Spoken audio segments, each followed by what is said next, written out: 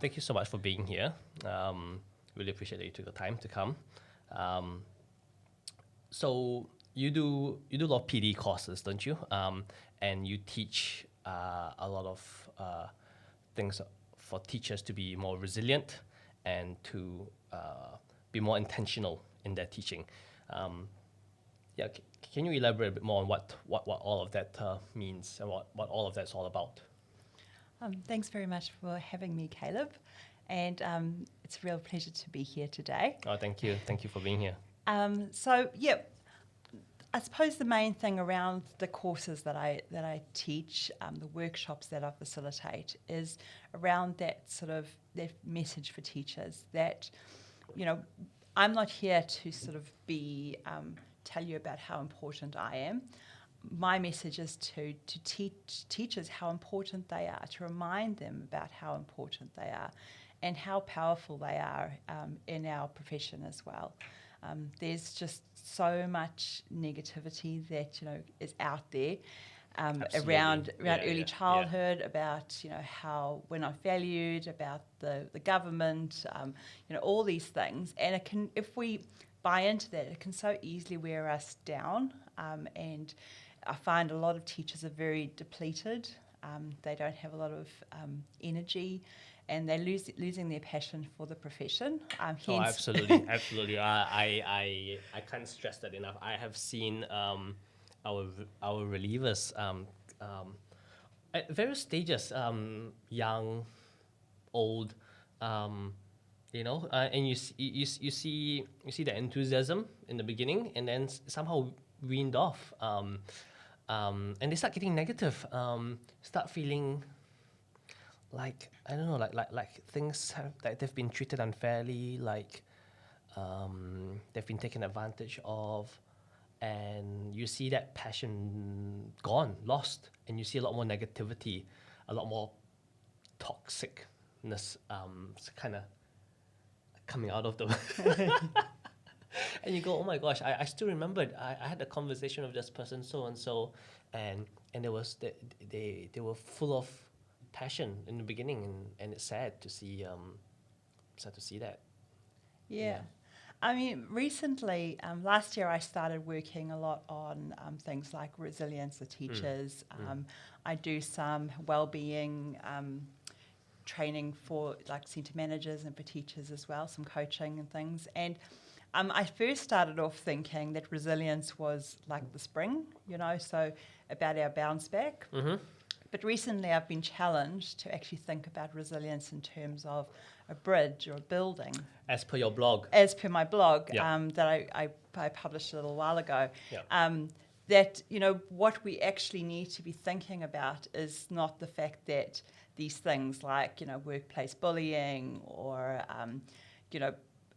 not having enough teachers or the everyday stresses that we have in our lives, like for instance, someone might get sick in your family or things. These things all sort of wear us down.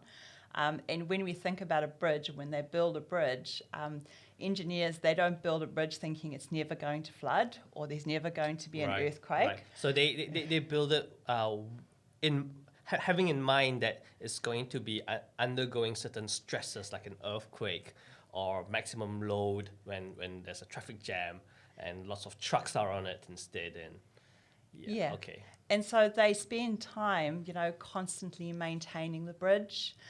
If there is a stressor on it, they'll go and strengthen it. And so I think that as teachers, we need to perhaps, instead of trying to view ourselves as a spring, start thinking of ourselves as perhaps a structure, like a bridge, like a building, and actually be prepared for the fact that we are going to have some of these stresses, that our young people coming into our profession, that they're aware, that it's not always going to be easy being a teacher. And how are we preparing people? How are we giving them the skills to become more resilient so that they don't lose their fire, that they don't lose their passion? And what I'm finding more and more is just it's a culture thing. We have in our society this culture that you just have to keep on, even though you're not feeling that great. You have to. and then Because that's your job. that's your job, you know, All right. that you Yeah. can't say, hey, I'm having a bad day or this is happening. And we all become quite insular, we all become quite Right. Right. lonely, Right. even though we have lots and lots of people around us. Yeah. It's that disconnection. And so, what I'm trying to teach our teachers is, how to look after themselves, but also that challenging their thinking about the fact that, um, we're not valuable. We're not as important as other people. Especially I think there is some of it for men, but for women we have that sort of like culture of you have to do everything for everybody. You have to be everything for everybody, and you can't make yourself a priority, because if you are making yourself a priority, that's selfish. That's Right. something Okay. to sort of be looked down on. And Yeah. so Yeah. just reminding people that actually, looking after yourself is important, because if you don't take time to fill your cup, you're just going to be running on empty, Yeah. and then you end Yeah. up being depleted. Yeah. No, I like how you use the example. Think of ourselves as like a bridge or as a structure as opposed to a string, a spring, because a structure is a bit more complicated, and human beings, we are a bit more complicated, and as a bridge, we we connect people, and so I like that. Yes, we have to maintain the bridge, and even though the bridge does its job, day in day out, you have traffic flowing in, and there are the occasional maintenance that needs to be done. That is exactly like how a human being is like, where you do need to take time off for yourself to replenish that, and then and when you gave an example earlier about how sometimes we don't really talk about it, we don't really share the difficulties, or seek help for it. I think maybe that's how sometimes it manifests itself.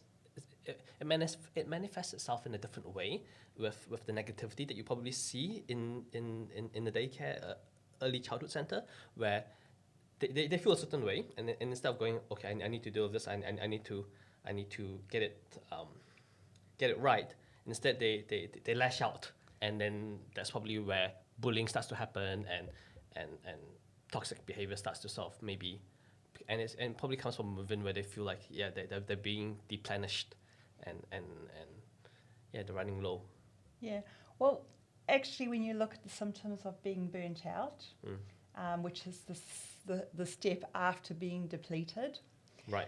people Right. think burnt out is just, being exhausted or not being able to function. But one of the early sort of symptoms of being burnt out is that cynicism, that negativity.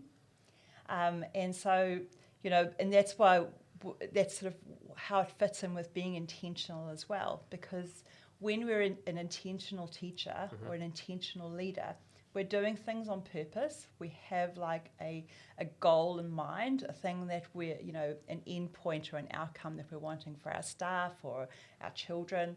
And when we're not being connected to ourselves and our needs, and we're in that place of negativity and cynicism, then we're actually not being very intentional. So that's really sort of the start. And of course, the way you react, because all our, everything we do, everything we think, everything we experience is all filtered through out the emotional part of our brain. How we feel in a particular day is how we're going to react to things that happen, stresses outside of ourselves. So, for instance, if I'm feeling really great, I've had a good night's sleep, I've had breakfast, I arrive at the centre really, fresh and replenished in the morning, then if problems come my way, or if somebody says something that perhaps is not the kindest thing, we're not going to lash out at them, because we're coming from a place of feeling full, and we'll probably be more empathetic to the person that's rubbed us up the wrong way, and think, well, what's going on for them, instead of just reacting. Yeah, yeah. I think you made a really great point. I think the being having empathy for others has to come from a place of being full. Otherwise it's a, why did you do this to me? Now I'm upset. You know, I feel mistreated and I feel I'm being treated unfairly, and I'm going to respond and make sure, you know, you get a piece of my mind. Yes, absolutely. And, with the way that our brains work as well, with our, we are sort of wired toward that negativity anyway. We are, even though there might be a person that we know really well, if we think about our partners or, our friends, we've known them for years and years and years, they do something that, upsets us, and automatically we forget about all the great stuff they do and we think the worst of them. And that's just the way that And how we can get back at them. yeah, and how we can get back at You want to them. be even. Yeah. And, when we're feeling really, really depleted, that's even amplified. Yeah. Yeah. Yeah. Yeah. Yeah. Yeah. So that's why I run these courses. But I also have just like a small Facebook group where I sort of do some, live videos and provide like further tools and things that people can join as well. So that, they can sort of, because, a workshop or is sort of 2 or 3 hours. And what you're going to cover in that workshop is just, a really small thing. It might just be a taster of some of the things that you can do to build your resilience or to look after yourself. But when you, it's a lifelong journey. Yep. And sometimes, we're really, really good. We're in a really good place in our life, and then something happens, and these things aren't linear. And then we sometimes need a bit of reminding, or we need to be sort of working on it. The main thing I think that is the psychology behind it as well, and the emotional and mental resilience is probably the key, because we're spending so much time living in our heads that our heads totally overrule our bodies. Our bodies are telling us something like you need to rest, or you need to eat, or you need to do this. But our mind will come and shut our body off and say, oh, no, you're too busy. You need to do this. And before you know it, you haven't had breakfast, you haven't had lunch, and it's like 3 o'clock and you're angry with everybody. So, it's important that we look at it long term. There's a person I watch, and she says, it's not like your self-care or your self-maintenance is kind of like doing the laundry. You can't just do the laundry once and expect to have clean clothes for the rest of your life. And it's the same with caring for ourselves. Yeah. Being consistent with it. Being consistent. And it's a small thing, sometimes it's just like 10 minutes a day of doing something for ourselves. Finding what that is, I suppose. Yeah, because we're all different, We're all different, yeah. Yeah, what Yeah. might Yeah. be good for you, I might think, oh, Yeah. that's a terrible idea. Yeah. For instance, things like meditating, we know how good that is for us, but some people might find it quite difficult to sit still for 10 minutes and just sort of, not think about anything.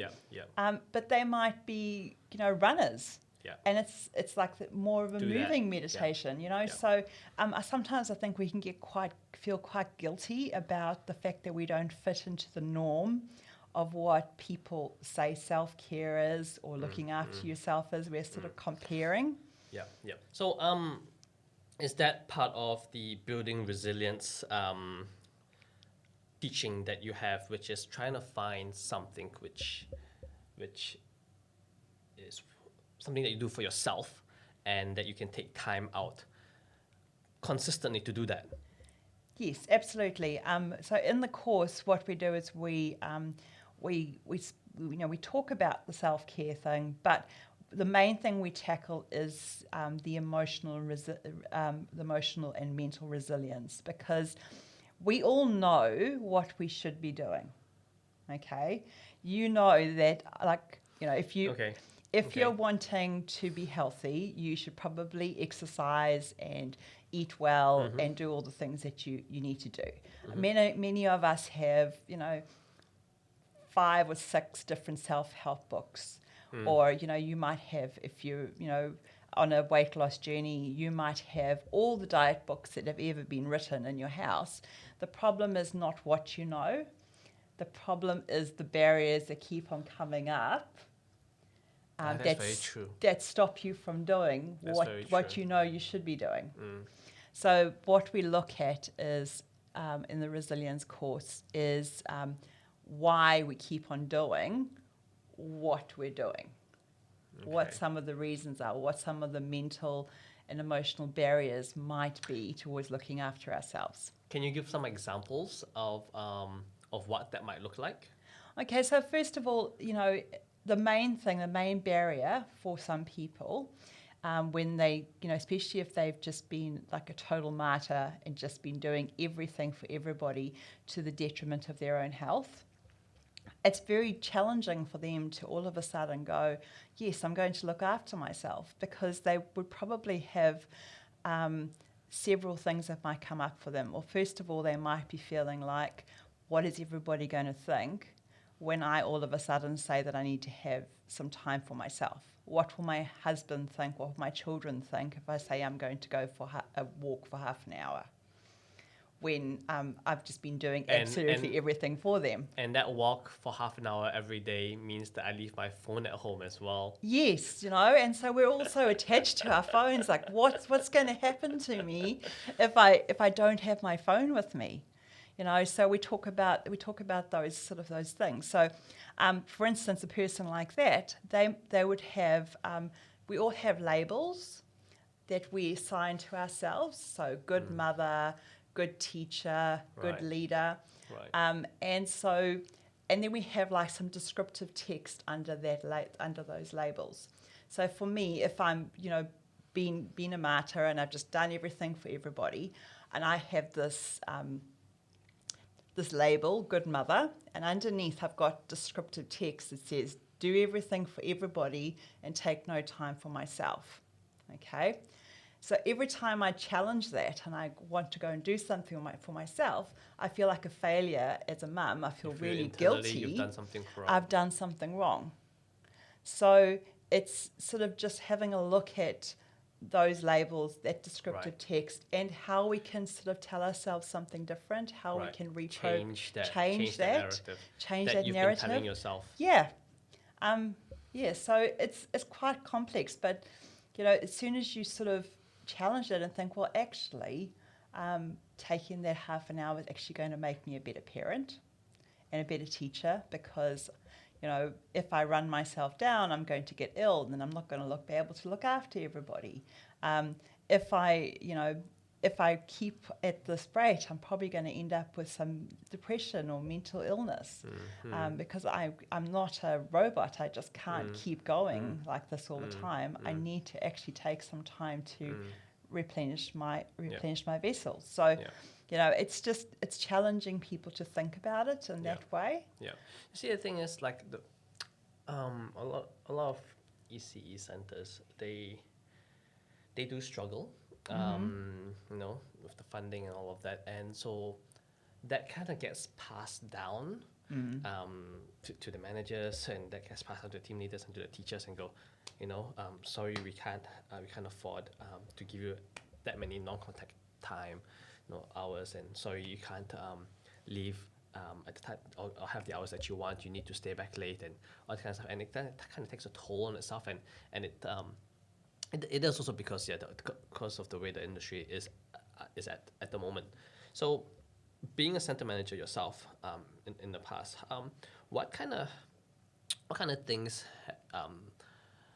do you have you had in place that allows your teachers to be able to have that time for themselves in a work environment, that manages to sort of show them that you're doing this for yourself, but yet at the same time doesn't really hurt the business. Yeah. Do you have any ideas or thoughts around that?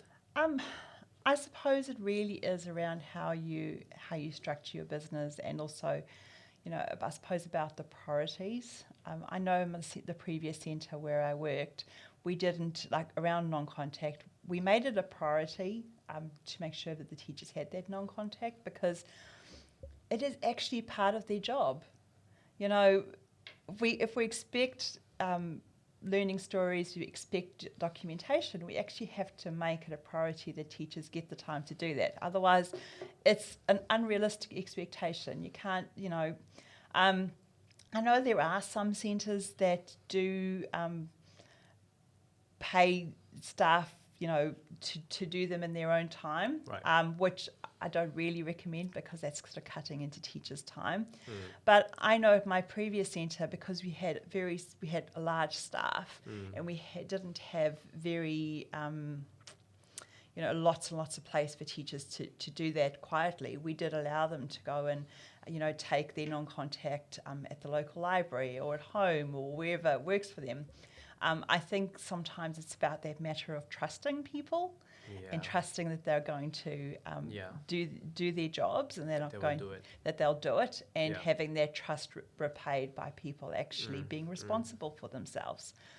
There are always going to be, I think, in times with in centres, there's always going to be the time when tummy bug hits the centre, for instance, and there's not enough people to go around, or something's going to happen, but it isn't like that all the time. And I think sometimes we need to you get through that thing, but then you need to think of ways that you can work with your staff.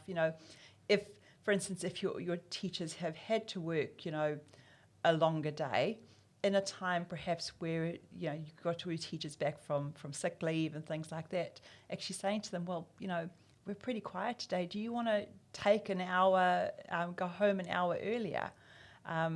Or, it's that sort of give and take thing. But I think sometimes teachers feel like they're just giving time lots, and people to the owner or to the manager who just likes to take all the time. Yeah, I mean, I know that it's tough out there and with funding and things, but there are certain things, and I suppose for different people it's different things. We all have our own sort of love languages and the things that make us feel like we've been appreciated. And in the end, it isn't like lots of. You don't have to do lots to make someone feel valued. You just need to tap into what it is for them that makes them feel valued. So, for instance, if you, if your love language was, I still don't know what mine is. I think there's 5, isn't it? There's time. There's time. There's touch. There's words. Gifts. There's gifts. Okay, so I've got 4 out of 5. What's the 5th one? So there's quality time, words of affirmation, gifts. Touch, and what was the 5th one? I can't recall it right now. But it'll come to me. But if for instance your acts of service. Acts of service is the 5th one. Yes. Yeah. Okay, so for instance, if your love language is acts of service, I could come to you and say to you, Caleb, I think you're wonderful. You've done such a great job. And you would probably think, oh, that's nice.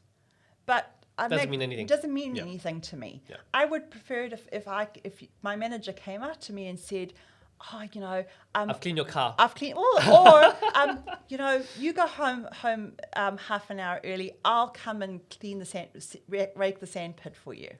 You would then feel, whoa, okay, she really appreciates me.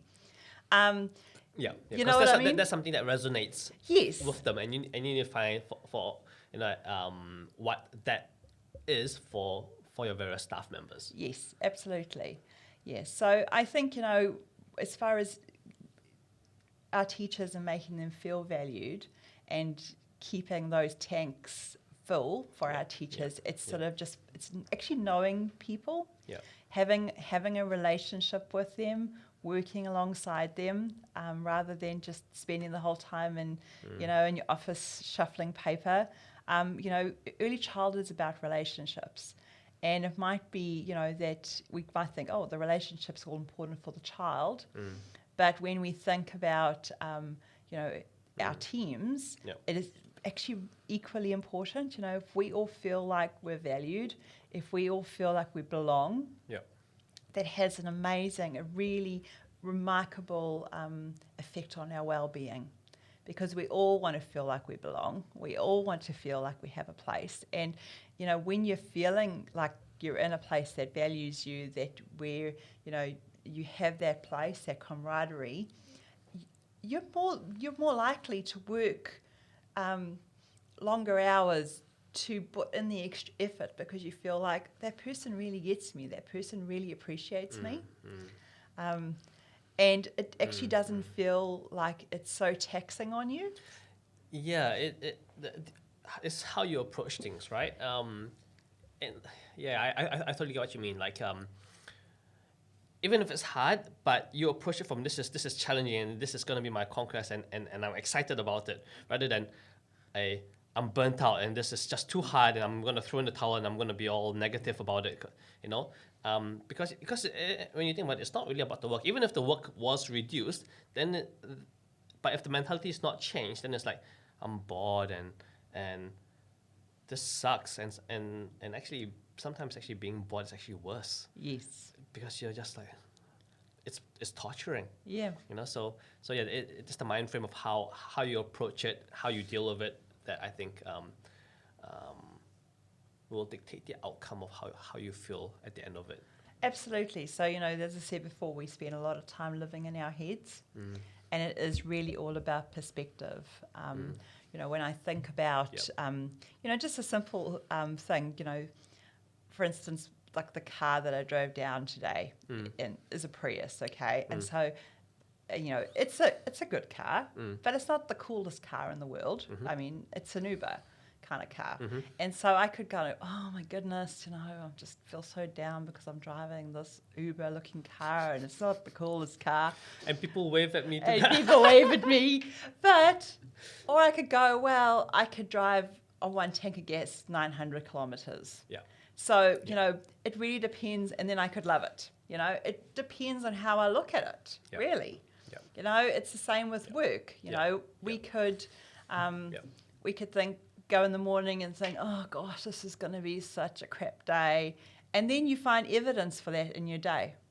The crapness turns up. That's why my Prius sucks. Yeah, that you don't look at the good stuff, but you just keep looking at the negative stuff. Yeah, absolutely. And so that's like the other thing why I've sort of been working on some resources for early childhood teachers. So I've got a book, 3 Good Things for Teams, that I have on my website, and it's sort of 3 months of getting everybody working together to actually notice the good things that happened today, because you could have a bad day, or it's just the thing is, was it really a bad day, or was it just a bad 5 minutes that you milked all day? Because there's always good things that happen and bad things that happen. But back to that negative bias, our brains just remember the bad things. So, it's all about getting people to be intentional about actually noticing the good things that have happened that day. It doesn't take away the negative, but it certainly changes your attitude towards, how lucky we are. I mean, I recently went to, it was a couple of years ago, I went to America, and I spoke to some teachers there. And, there was one teacher who was our tour guide for an after hours walk. And she works from 6 o'clock in the morning, she gets to her school. She works till 5 o'clock at night. And she still can't make enough money to support herself that she has to go and do these after-hour tours for tips. Wow. Is this is she a primary school teacher? A primary school teacher in a public school. In a public school in the States, So, sometimes we're very, very focused, and I think teachers should get paid more. I think conditions should be better, but I think sometimes when we just sort of get really bogged down on how bad things are, we don't actually realize the actual positives, the things that we actually have to be grateful for. So this is part of the intentional teaching that you talk about, which is you want to try to promote teachers to be more intentional. Yes. In terms of how they think. Yes. So that's part of it. The intentional bit is also around, when intentional is just a big fancy word for being purposeful, for being mindful. You know, Te Whariki talks about, intentional teaching, and people think, oh, what is that? But it really is just, as I said before, having the outcome that you're wanting and thinking, well, who am I? What am I bringing to this situation? And how can I use what I bring to achieve that outcome? Which is to be more resilient. To be more resilient, or if we're thinking about in a teaching situation, there's so many ways that we're intentional every single day. The way we position ourselves for supervision, the way that we control our emotions and our triggers when we're dealing with a child that's going through a moment of challenging behaviour. We could let that behaviour challenge us and get angry and grumpy about it, or we could just sort of be intentionally calm, realise that we need to actually it's a moment for us to be here for that child, that child isn't doing this to make us angry, that they're just, they're learning about being human. And so we can, use different ways to slow ourselves down and to respond to their child with compassion and empathy for what they're going through. And I wouldn't imagine all of this that you just said is something that they teach in teacher training college, right? No, it's not. So the task that you have in hand is quite humongous because you have different teachers at different stages. Obviously, some are perfect at it, and some have no idea. So how do you do what you do? Because for someone who have no idea and you got to work them through it, you have to meet with them on a very, very regular basis to sort of go, look, this is how you try to be intentional, and this is how you nip it in the bud, and this is how you replenish yourself and look after yourself, and this is, and in doing so, this is how you sort of build resilience around things. But day-to-day life, it's very easy to forget, to be distracted, and to fall back in your old ways, because that old way was what you grew up with 20 odd years of your whole life, and that's how you respond, and that's how you think, and now someone's coming to you telling you something different. But if you only meet this person once a week, once in your lifetime, it goes, that's interesting, I agree, but then after you fall back and it comes Monday and it's life as usual, you just fall back to your normal routine, isn't it? So I think, sometimes like I do work with some people in, more regularly, like with the wellbeing coaching and things like that, where we work on a particular thing with them. But sometimes it's just about planting that seed, people coming to a workshop, hearing a different perspective, being provoked in their thinking about, thinking a bit differently. And then, we're all on our own sort of pathway of learning. If it's something that interests people, there is so much out there of ways that we can, things that we can pick up, things that we can learn. And I also do, my blogs and sort of live videos and things like that, which just sort of helps to remind people. What I think there's a lot out there is how to be a better teacher, how you can develop a child better emotionally and all that kind of stuff. But I don't think there's very much in terms of how a teacher can look after themselves better, emotionally, mentally. And I think the government should come on board with that and try to promote that, because that will help reduce so much. That will reduce a lot of teachers from being burnt out and leaving, because a lot of courses that's out there is how to be a better teacher, and so that goes like, I haven't been doing this, but this is the best practice, and then you go somewhere else and you go, this is also a best practice, and and it goes like, oh, there's so much I need to do, yet at the same time my life, my family life, it's just taking so much out of me, and it just sort of crumbles. Yeah, I mean, I know, but I take heart in the fact that a few years ago, we would not be talking about this in a podcast. You know, the whole thing about teacher well-being, you know, teacher resilience, that wasn't even something that we thought about or spoke about. We were just, you know, all plodding along.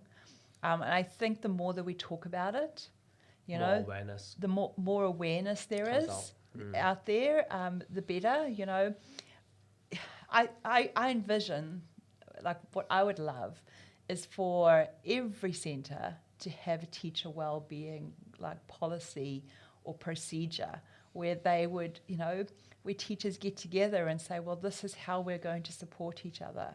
You know, this is what we're going to do. And when teachers think of their goals for their appraisal, they actually think of a goal for themselves, for their well-being, and sort of perhaps even have it like an accountability buddy at work, you know, where I have a goal for my well-being, you have a goal for your well-being, we meet, because, you know, we meet once a week or every fortnight and we say, well, how's that going? Yeah, yeah.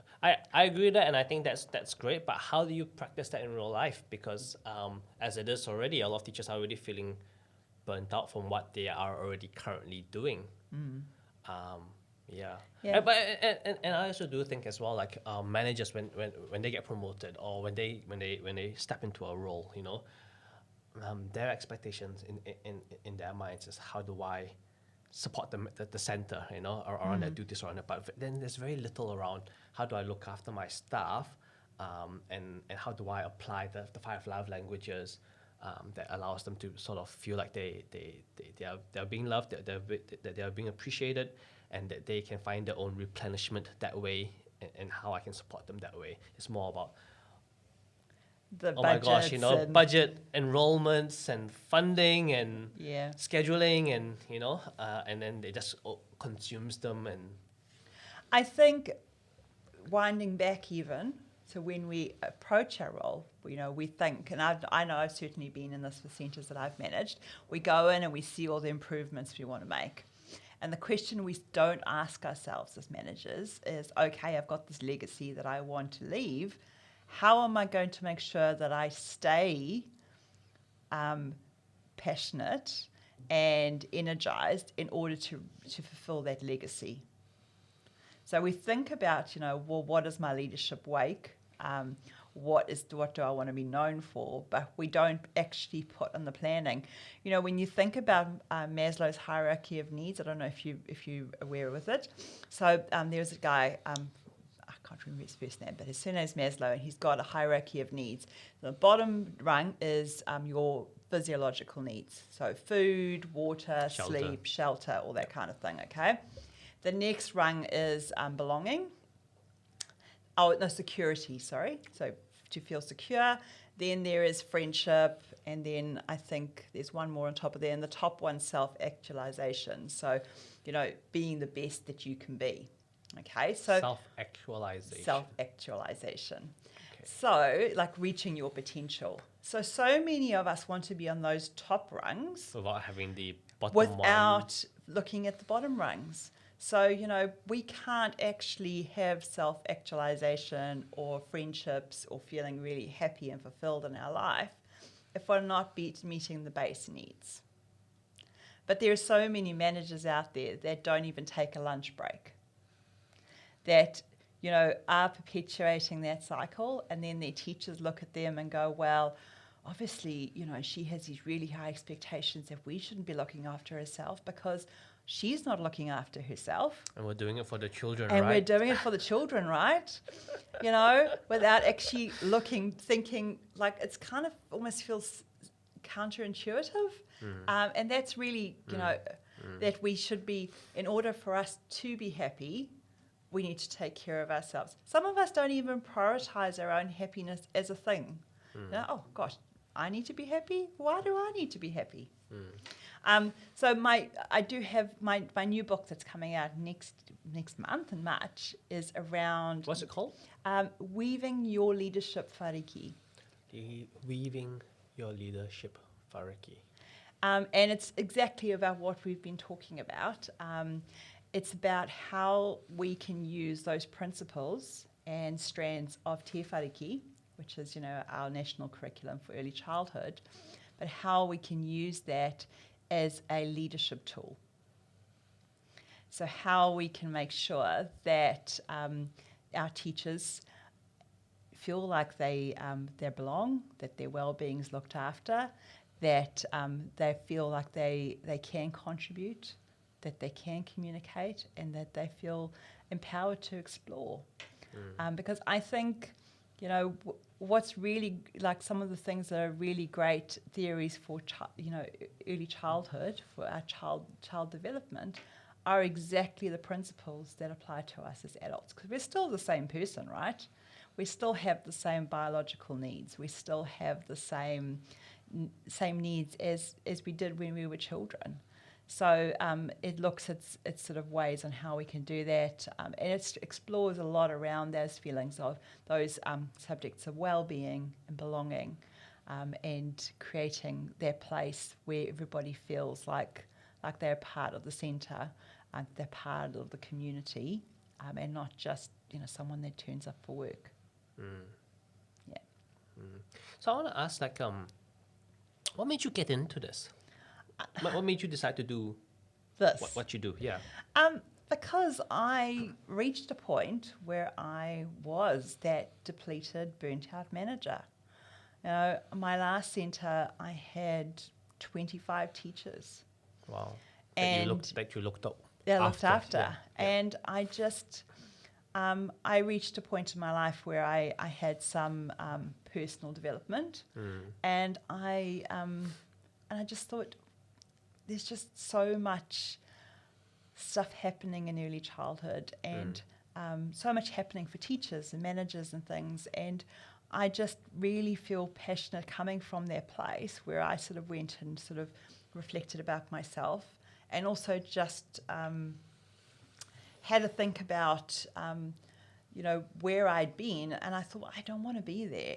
And because I had put some steps in my life to get out of that, I thought, well, I could maybe be that person for somebody else too, that person that helped me see how I could help myself. Maybe I could be that person for somebody else. And so that's what made me feel really passionate about it. So who was that Tanya Valentin to you? It was a very controversial lady named Sally Anderson. Right. Is she... she's not an early childhood she's not, right, person, okay. Yeah. but she had this very intense sort of course. It was like a 2.5 day course where you sort of stayed there, and she sort of worked through all these things with you. And I pretty much spent the whole weekend crying, and just, but I came away with this realization that I couldn't go on that way anymore, that things in my life needed to change. So why not come back being a center manager, implementing those changes? What made you decide to go, I want to preach now this new realization, this new teaching that I've discovered?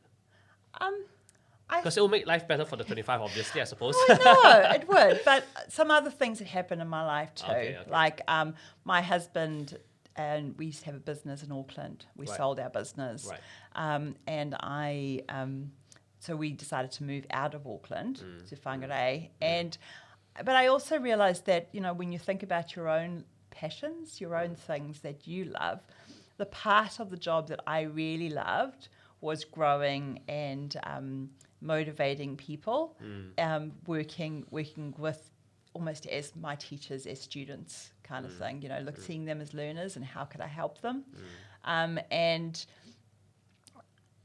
the day-to-day running of the centre, the waking up at 5 a.m. to get a reliever because someone's called in sick, and the financial stuff and all that kind of thing. It just wasn't my passion anymore. I've been in early childhood for 20 years. Right. And I just thought there's something more, something bigger that I want to do. And it's taken me a lot of time to actually pick up the courage to, you Right. know, It wasn't immediate. It wasn't wasn't. It wasn't immediate. after Sally Anderson. No, it wasn't like, oh yes, I'm definitely going to, you know, I went on the thing, Right. then I spent, you know, 6 or 7 months still working as a centre manager, and then thought, I'm just not, That's a wise approach. yeah, A bit about me. My background was actually I was in construction, and I went on a holiday to the States. yeah, I came back and I just resigned, wow, and I realized, shit,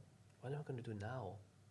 That wasn't actually a really good idea, and then I just had to basically find my way around and find something productive, um, that could make a living, make an earning.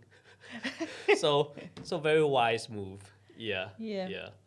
Yeah, no, and I think, you know, it's just, you know, I think the more you do things, the more you get motivated to continue, you know.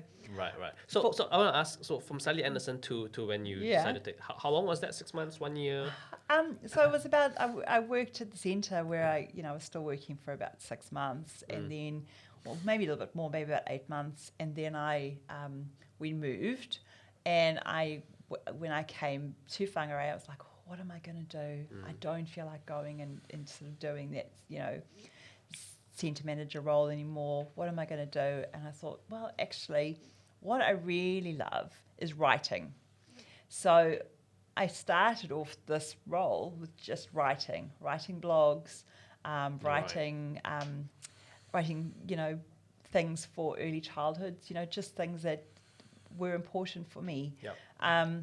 that I wanted people to hear, important messages. And actually, my first blog ever in early childhood was around how the principles and strands of Te Whariki could be used as a leadership tool in early childhood. And I got like so much feedback, so much positive feedback from teachers and leaders that it kind of boosted my confidence to keep To do on. more. And so that's why I So decided it's a small step. a one small step, after more another. step, yeah. Yeah. But for me, the major thing, like, it's not like I actually am quite a shy sort of speaker. So to actually, you know, stand in front of a group of people was a very difficult thing for me. And it's not like, you know, people saying, oh, you've done a great job or whatever. That's not what gets me going. It's those people that, you know, contact me and say, hey, I implemented some of what you said, and this is the change that's happened for me in my life. You know, I got contacted by a centre a little while ago that wanted me to come and do some whole centre PD with them down in Christchurch, and the centre manager said, we want you to come because one of my head teachers has been following your blog and your things online for a while, and it's made such a big impact on her life. You know, so that's the thing. That's the thing that gets me, you know, the thing that really makes me want to continue, because I think, wow, if I can just, you know, be that Sally Anderson, you know, for somebody else, if I can just make some impact in people's lives, make them, as I said, come back right to the beginning, make them realize how important they are, how powerful they are, that they're not victims, that they're not powerless to change, you know, if they want to. I mean, if your life's going fine and, you know, you're happy, that's fine. But if you're wanting a change in your life, you can actually be that change for yourself. You just need someone to point you, to remind you that you can, yeah. Yeah, I think the best person that can effect change is really yourself. Absolutely. Yeah. You know, I can just be the messenger. I can just say, well, you know, this is how you can do it. These are some ideas. Ultimately, we're all responsible for ourselves. Yeah. You know, the influence that we have starts with us. We're actually all we can control. Yeah. I can't change you. Yeah. I can't control you. Yeah. I can, you know, suggest things, but you have to want that change in your life. And, you know, sometimes, even with the people close to us, we're like, oh, I wish they would do this differently. I wish they would change. I wish I could change my husband or whatever. But you can't. You always wish to change other people, right? But the thing is, you fell in love with those things, like in your relationships. You were attracted to that person by their differences anyway to you. But then you want to go and change them all. But we only, when it boils down to it, all we really have control over is our own actions, our own thoughts, our own attitudes, our actions, our reactions, and our path in an interaction with somebody else. That is it. So, it might be small little ripples of change. It might be somebody that comes to one of my courses or reads a blog and goes, okay, I'm going to, make a small change in my life. I'm going to, start eating better. I'm going to make sure that I, look after Is that my something nutrition. you talk about? Yeah. As well? Yeah. You talk about how to eat better as well? Well, not really like, this is what you should eat kind of thing, but more just, that you need to be more mindful about what you eat. How is that feeling in your body? Because we all eat kinds of things or drink things or do things that actually is against our body. So, being more mindful of what that is for you. Yeah. But, if you have one teacher that does that, okay, that goes, yes, I'm going to make nutrition a priority for myself, okay? And so she's feeling really great about herself. So she's turning up better in her interactions with others. Other teachers in her centre are going, wow, she's doing really well. Look how much energy she's got. She's feeling really great about herself. So then they might be inspired to make changes in their lives too. So, it's not like going into a centre and saying, oh, everybody needs to change, everybody needs to do this. I think it's more just, people taking that, making themselves a priority, being that sort of inspiration and that motivation for other people around them, and having those ripple effects that are seen throughout our profession. Cool. Yeah. No, I think that's great. Thank you so much. I think that's pretty much all that the time that we have as well. So no, I was wonderful talking with you. I've learned quite a bit, and can't thank you enough for coming here again today. Well, thank you so much, Caleb. Thanks for having me. Thanks for being here.